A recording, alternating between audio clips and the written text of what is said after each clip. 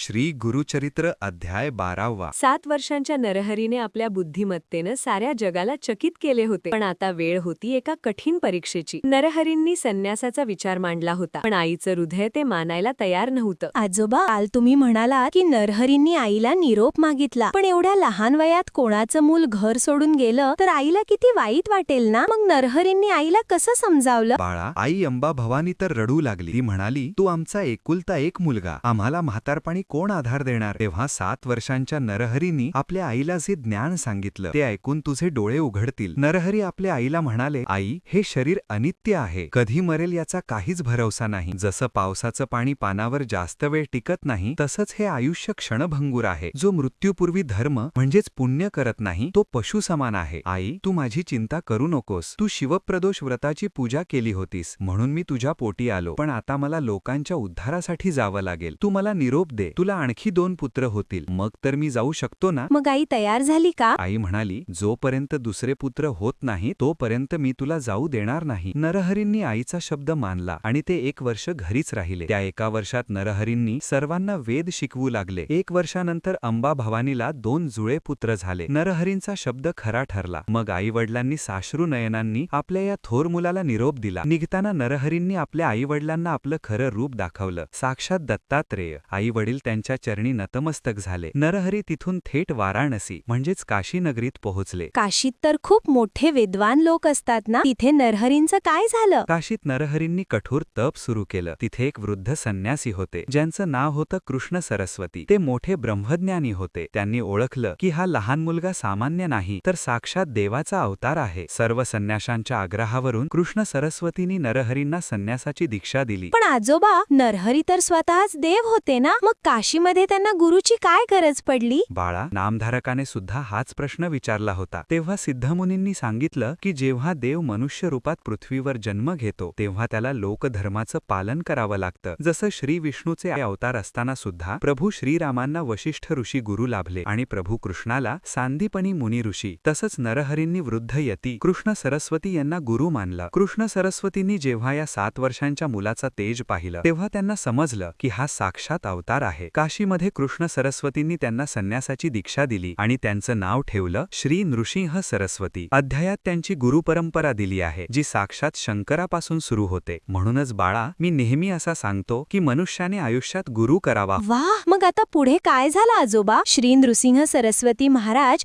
लोकांना मदत करायला सुरुवात करणार का? संन्यास घेतल्यावर श्री गुरु प्रयाग क्षेत्राला गेले, पण त्यांचा पहिला चमत्कार कोणता होता हे आपण उद्याच्या भागात पाहूया.